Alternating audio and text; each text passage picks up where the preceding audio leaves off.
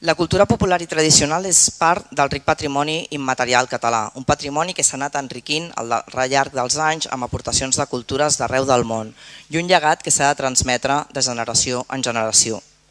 A Cornellà tenim moltes i diverses entitats culturals que, com sempre hem defensat i defensem, són d'un gran valor i gràcies a aquestes, a més el valor cultural que tenen de per si, fan que puguem gaudir de centenars d'activitats a la nostra ciutat i alhora també fan una gran tasca de cohesió de la nostra comunitat.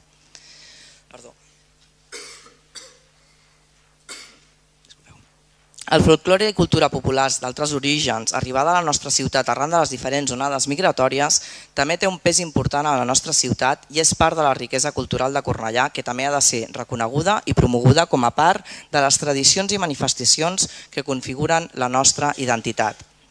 En aquest sentit, comptem amb un seguit d'entitats, grups, elements i imatgeria relacionada amb la cultura popular i tradicional que són d'un altíssim valor per la ciutat.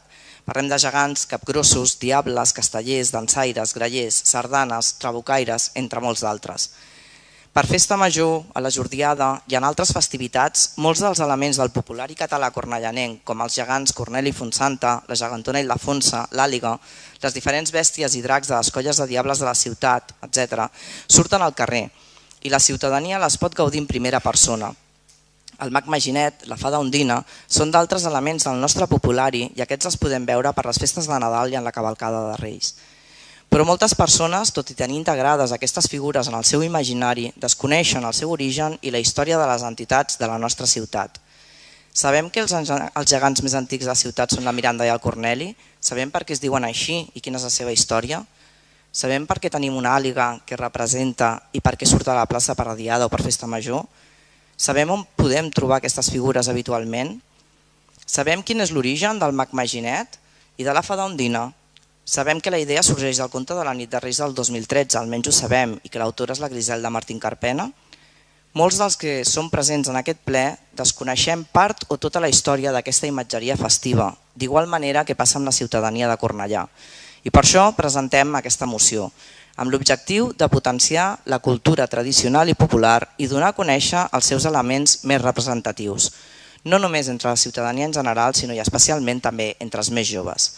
I per això el que proposem en aquesta moció és que es creï un espai web on qualsevol persona pugui accedir a la informació detallada sobre totes les entitats de cultura popular, tant de les que estan actives com les històriques que han cessat la seva activitat però que han tingut rellevància en aquesta ciutat, que també es detalli la imatgeria festiva característica de Cornellà. En aquest sentit ja existeixen webs d'altres poblacions que ho incorporen, com la de l'Ajuntament de Barcelona o d'altres d'iniciativa particular o d'entitats com el web bestiari.cat. També demanem que es faci una revista, díptic o fulletó, i ho deixem obert perquè es decideixi des de l'equip de comunicació i cultura quina seria la millor opció, que expliqui aquesta història de les diferents entitats de cultura tradicional de la ciutat i l'origen de la imatgeria festiva característica de Cornellà.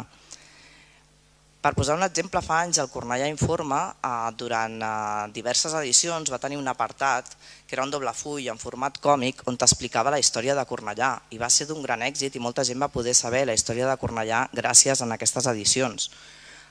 Poca gent ho guarda, però realment és d'un gran valor i podria ser una idea. I també demanem que s'instal·lin plaques informatives als espais actuals on podem veure aquests diferents elements de la imatgeria festiva de Cornellà i es pot incloure una breu ressenya històrica o un codi QR que redirigeixi a l'espai web esmentat prèviament. I també, precisament perquè ells i les joves coneguin tot aquest imaginari i aquesta cultura popular cornellanenca, que es faci una proposta educativa per donar a conèixer aquesta cultura tradicional i popular, els elements festius, la seva imatgeria i s'incloguin al llistat de propostes educatives de Cornellà. Una de les maneres també pot ser la maleta viatgera, per exemple. Són idees. Tot això és el que demanem en aquesta moció, bàsicament també per reivindicar i per difondre la història de la ciutat. Gràcies.